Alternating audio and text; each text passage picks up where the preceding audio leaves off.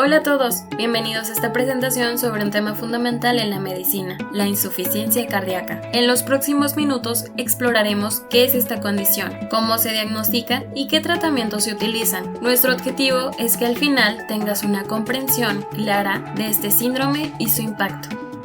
Ahora entraremos de lleno en el tema. ¿Qué es la insuficiencia cardíaca? En términos sencillos, es la incapacidad del corazón para bombear suficiente sangre para satisfacer las necesidades de los órganos y tejidos del cuerpo. Esto ocurre por una alteración estructural o funcional del corazón. Para ponerlo en términos sencillos, el corazón puede tener problemas para contraerse y expulsar la sangre, lo que llamamos disfunción sistólica, o para relajarse y llenarse de sangre, lo que se conoce como disfunción diastólica. En ambos casos, el resultado es el mismo, el cuerpo no recibe el oxígeno y los nutrientes que necesita y se produce una acumulación de líquidos en los pulmones y otras partes del cuerpo. Bien, ahora pasaremos a ver la magnitud del problema, la epidemiología y la carga de la enfermedad. La insuficiencia cardíaca crónica es una enfermedad significativa y es la causa más común de hospitalización y reingreso en pacientes mayores y la tercera causa de muerte por enfermedades cardiovasculares. El costo sanitario global que representa es del 1.8% al 3.1%, principalmente debido a los gastos de hospitalización. La prevalencia de esta condición aumenta con la edad, es menos del 1% en menores de 65 años y afecta al 5 a 10% de las personas entre 65 y 79 años y se eleva del 10 al 20% en individuos de 80 años. Casi todas las visitas a urgencias por insuficiencia cardíaca aguda resultan en una hospitalización. Ahora hablaremos de la fisiopatología. La insuficiencia cardíaca se caracteriza por un desequilibrio neurohumoral. Inicialmente el cuerpo intenta compensar esta disfunción con tres mecanismos principales. El primero es la activación del sistema nervioso simpático. Esto aumenta la frecuencia y contractibilidad del corazón para mantener un gasto cardíaco adecuado. El segundo es la activación del sistema renina-angiotensina-aldosterona. La angiotensina 2 provoca la constricción de los vasos sanguíneos, mientras que la aldosterona causa retención de sodio y agua. Y el tercero son los péptidos natriuréticos, que se liberan en respuesta a la distensión de las cavidades cardíacas, lo que ayuda a promover la vasodilatación y la eliminación de sodio y agua. Sin embargo, esta respuesta compensatoria puede llevar a cambios a largo plazo, como es la remodelación ventricular. Cuando el sistema nervioso simpático y el sistema renina-angiotensina-aldosterona se activan de forma crónica, se produce una remodelación ventricular patológica, caracterizada por cambios en la forma, tamaño y función del miocardio, lo que agrava la insuficiencia cardíaca. A continuación vamos a ver cómo se clasifica esta enfermedad. Clasificación clínica y funcional. La insuficiencia cardíaca se clasifica de tres maneras principales. Primero, según la fracción de eyección del ventrículo izquierdo. Una fracción de eyección normal está por encima del 50%. A partir de ahí, la clasificación se divide en tres categorías. La primera es la insuficiencia cardíaca con fracción de eyección reducida, menor o igual a 40%. La causa principal es una disfunción sistólica. La contractibilidad miocardíaca está muy disminuida, lo que impide que el ventrículo se contraiga con suficiente fuerza para expulsar la sangre. Hay una reducción del gasto cardíaco debido a una falla en la función de bomba del corazón. Los mecanismos compensatorios, como la activación del sistema renina-angiotensina-aldosterona, intentan mantener la perfusión, pero a largo plazo causan más daño. Es como si el músculo cardíaco estuviera agotado.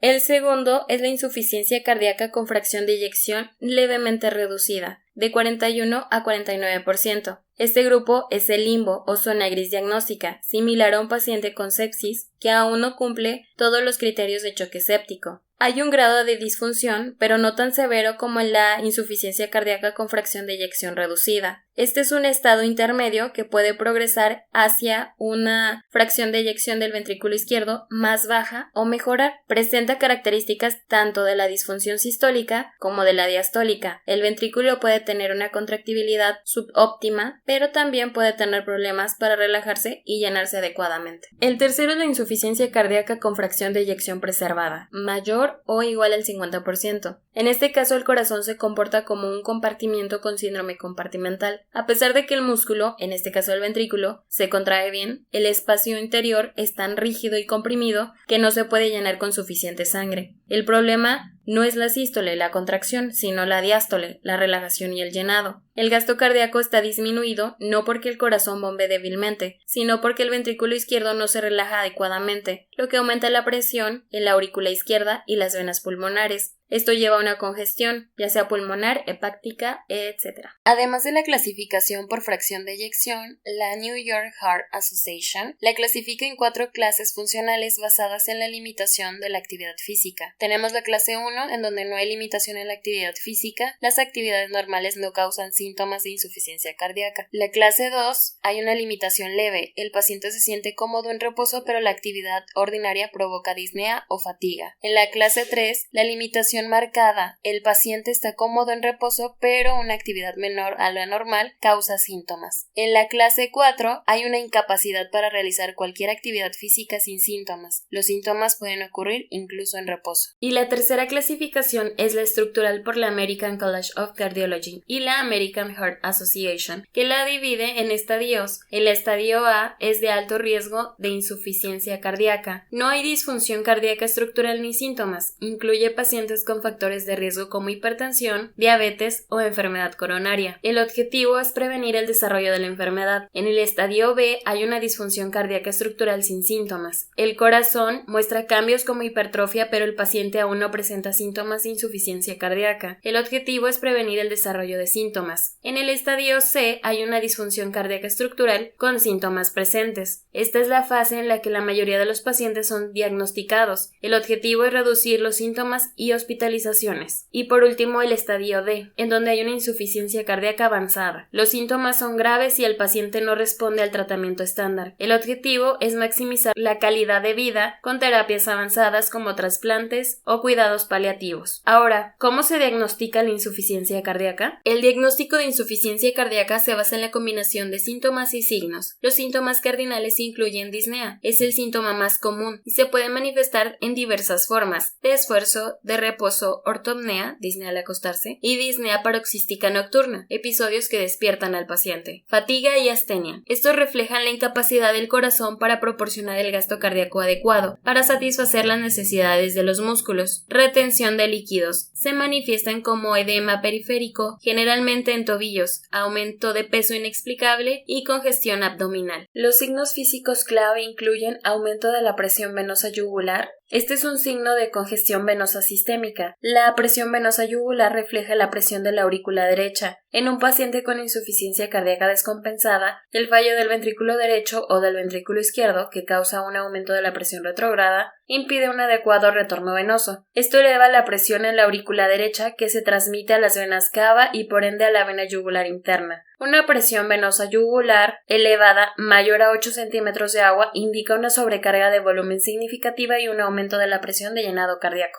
Estertores crepitantes pulmonares. Son sonidos que indican la presencia de líquido en los alvéolos debido a la congestión pulmonar.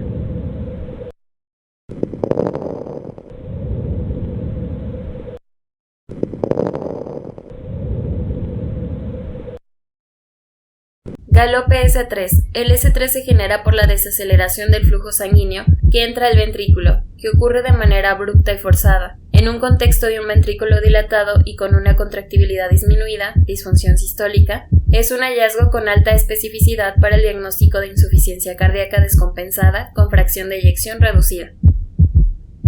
Para un diagnóstico más preciso se necesitan algunos estudios complementarios, como por ejemplo la ecocardiografía, que es el gold estándar. Esta es una herramienta clave para evaluar la morfología y función del corazón. Permite cuantificar la fracción de eyección del ventrículo izquierdo, el tamaño de las cavidades y la función diastólica. Las imágenes que ven a la derecha son un ecocardiograma en movimiento, que utiliza la técnica de Doppler color. En la imagen 1 se muestra el ventrículo izquierdo, la cavidad grande y oscura en la parte inferior de la pantalla, y la raíz de la aorta, el vaso grande en la parte superior. Entre ambos está la válvula aórtica, que funciona como una puerta unidireccional. Como ven, hay un código de colores. El azul es el flujo de sangre que se aleja del transductor del ecógrafo. El rojo es el flujo de sangre que se acerca al transductor. Y el amarillo y el naranja, este patrón de colores indica flujo turbulento, es decir, un flujo desorganizado y de alta velocidad. La turbulencia ocurre cuando el flujo sanguíneo encuentra un obstáculo o se produce una fuga. El hallazgo más importante en la imagen es el chorro de color amarillo y azul que se filtra desde la aorta de vuelta hacia el ventrículo izquierdo, justo después de que la válvula aórtica debería haberse cerrado. Normalmente cuando el ventrículo se relaja en diástole, la válvula aórtica se cierra herméticamente para evitar que la sangre de la aorta regrese al corazón. Aquí vemos un flujo retrógrado o regurgitante. Esto significa que la válvula no está cerrando bien. Por eso, como se describe en la imagen, tenemos una válvula aórtica con fuga. El tamaño y la intensidad del chorro de color, el mosaico turbulento, nos da una idea de la gravedad de la regurgitación aórtica. La imagen indica que la fuga es moderada, lo que significa que un volumen significativo de sangre regresa al ventrículo. A diferencia de la imagen 1, en la imagen 2 vemos un flujo de color mucho más amplio, intenso y turbulento, un mosaico de rojos, azules y amarillos. Este chorro de sangre se expande y llena una gran parte de la cavidad del ventrículo izquierdo, la parte inferior y oscura de la imagen. Lo que vemos es una válvula aórtica con una fuga severa. Esto significa que una cantidad muy grande de sangre está regresando de la aorta al ventrículo izquierdo, con cada latido del corazón, justo cuando la válvula debería estar completamente cerrada.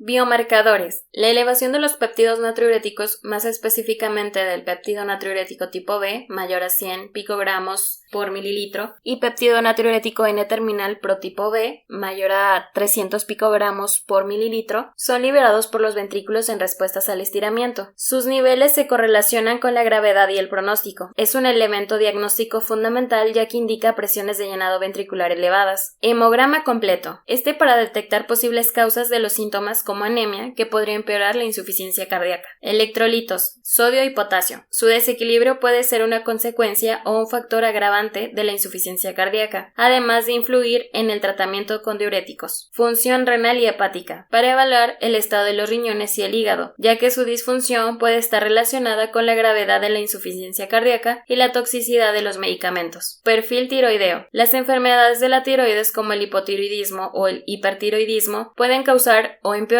los síntomas de la insuficiencia cardíaca. Ecografía clínica POCUS. Se utiliza al pie de la cama para evaluar de manera no invasiva la congestión sistémica. Para evaluar la congestión sistémica en un paciente con posible insuficiencia cardíaca, la POCUS se enfoca en dos puntos clave. Punto 1. Colapso de la vena cava inferior. Si la vena cava inferior se ve pequeña y colapsa casi por completo al inspirar, sugiere que la presión en el lado derecho del corazón es baja. Esto es un signo de hipovolemia, deshidratación. Si la vena cava inferior se ve grande y apenas cambia de tamaño con la respiración, indica una presión de llenado elevado en el corazón. Este es un signo de hipovolemia o congestión, que es común en la insuficiencia cardíaca. Punto 2. Edema pulmonar, líneas B. En un pulmón sano, el aire interfiere con el ultrasonido, creando una imagen con líneas horizontales, líneas A. Sin embargo, si hay una acumulación de líquido en los pulmones, edema pulmonar, el ultrasonido genera artefactos verticales brillantes conocidos como líneas B o colas de cometa. Líneas B escasas o ausentes. Un pulmón sin congestión significativa mostrará líneas A, múltiples líneas B. La presencia de numerosas líneas B dispersas en varios campos pulmonares indica congestión pulmonar intersticial,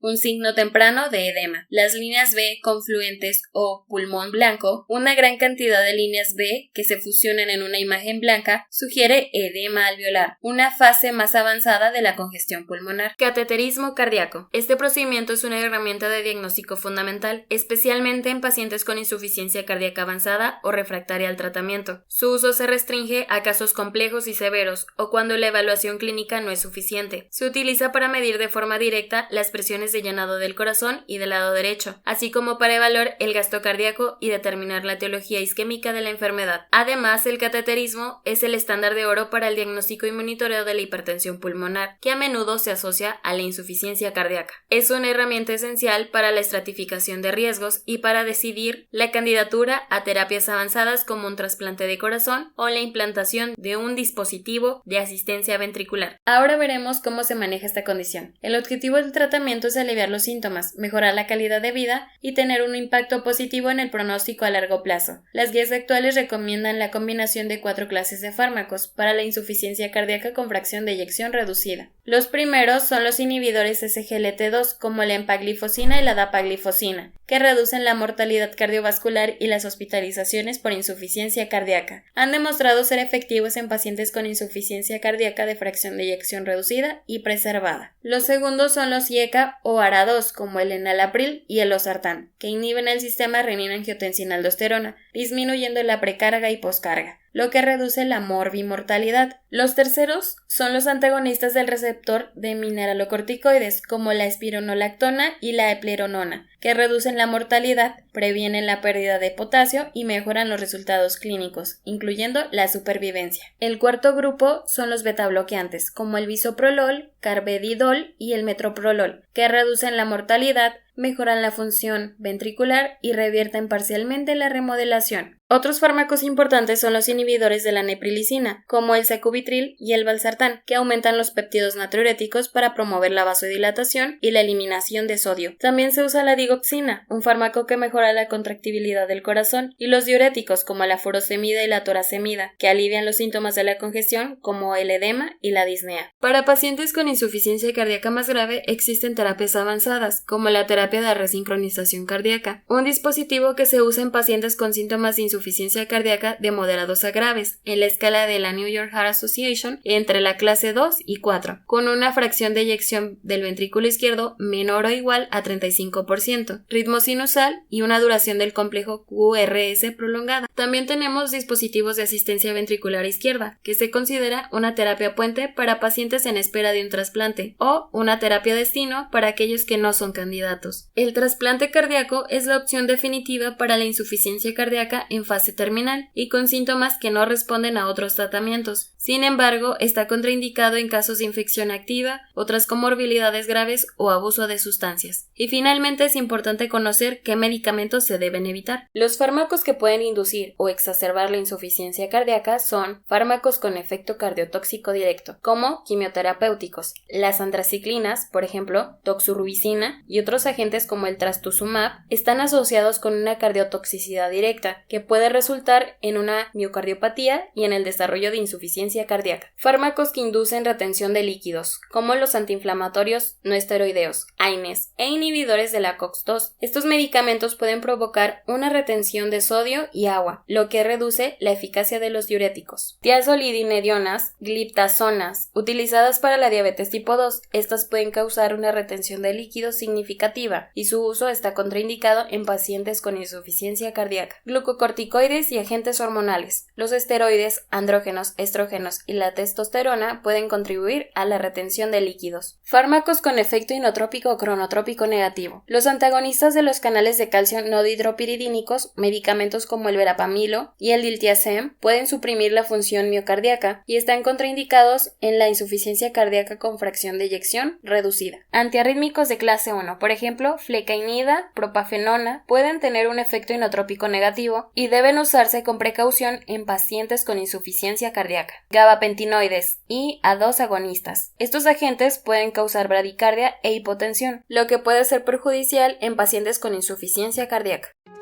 Con esto llegamos al final de nuestra presentación. Agradezco su atención y espero que esta información haya sido de gran utilidad para comprender mejor la insuficiencia cardíaca. Muchas gracias.